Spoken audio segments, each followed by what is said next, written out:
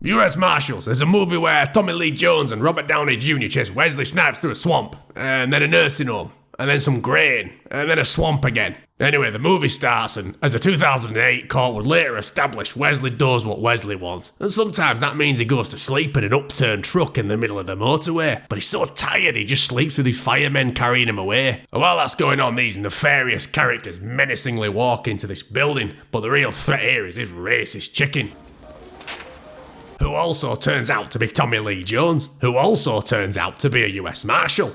So they take these thugs down and they figure out it was the baby that planned the entire thing. But this big guy's still kicking off.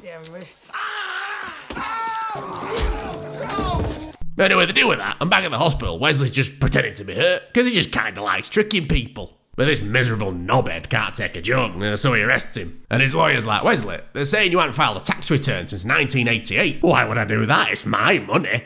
Wesley, I can't tell if you're joking, because if you're not, you're going to prison. I don't understand. I made Blade 2 and 3, they paid me, I spent all the money, and now you're saying that's a crime? Get him out of here, boys. You work for the government, just tell them to print more money. Anyway, they load Wesley onto a Con Air type situation. The plane takes off, and this dude is fucking starstruck. His mind starts racing. Oh God, that's Wesley Snipes.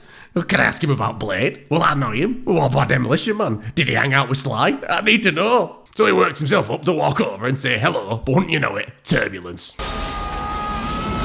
So they crash land in this lake, and ever a stickler for the rules, Tommy Lee Jones makes sure everybody stays buckled in and bags remain under seats until the seatbelt light comes on. But Wesley's like, I'm not waiting for them to say when I can stand up, I have places to be. The next day they start a manhunt for Wesley. And they send Robert Downey Jr. to help with the investigation, because if there's one man who knows how to think like a rich maniac on the run in the 90s, it's him. And he's like, I want to be brought up to speed. Well, okay, I'll do you some notes then. You got a pen? I brought mine in the crash. Here you go. Was that a pen? Meanwhile, Wesley does a bit of hitchhiking, but his thumb wasn't working, so he used a bit of sharpened bed frame instead. Yeah, Mum, look, I'm at work. It's in the airing cupboard. Hey, how are you doing? Sorry, I get nervous waiting for people to finish phone calls. Alright, so what's up? I just wanted to see how you're settling in. Yeah, good. Can you take these handcuffs off now? Get out of them yourself. Nice. Anyway, Wesley makes it to the swamp, and the local cops are like, he ain't gonna get far. There's swamp people running around this swamp. And Tommy Lee's like, all right, which one of you's the ugliest, most inbred country son of a bitch out here? Anyway, 1990, Robert Downey Jr. goes running into this snake-infested borough because he thought he saw some cocaine. But it was all a clever trap laid by Wesley, so he gets the drop on him and Tommy. Wesley, just pay your taxes and we'll let you go. There's only one blade. There's only gonna be one blade. What the f*** is that got to do with anything? But Wesley wasn't counting on Tommy Lee Jones being able to put himself in the recovery position while unconscious. So, bullet don't kill him. They close in on Wesley, but he gives him the slip by hiding in this green, parasite-filled water. So Wesley swims all the way from that Kentucky swamp to New York City. And this guy just happens to be renting out flats next to the United Nations to people covered in swamp juice with no ID. And the cops are hard at work trying to pick up Wesley's trail.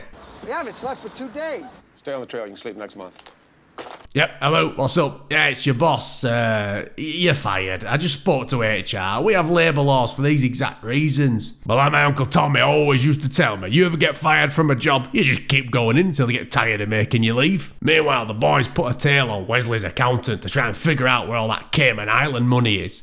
And they nearly give him the slip, but they commandeer this silver car. Come in, over. Tommy, it's the boss. Yeah, what's up? Yeah, you're fired. There's no law that allows cops to steal people's cars. But when Wesley comes to meet his accountant in this cemetery for the quarterly breakdown, it all goes a bit pear-shaped. So he gets his girlfriend to come pick him up, but she's quite possibly the most f***ing useless human being ever born. So Wesley runs into this dead end and he grabs a piece of pipe because he don't want to kill anybody, but then he's like, nah, f*** that, and he just starts blasting everything that moves.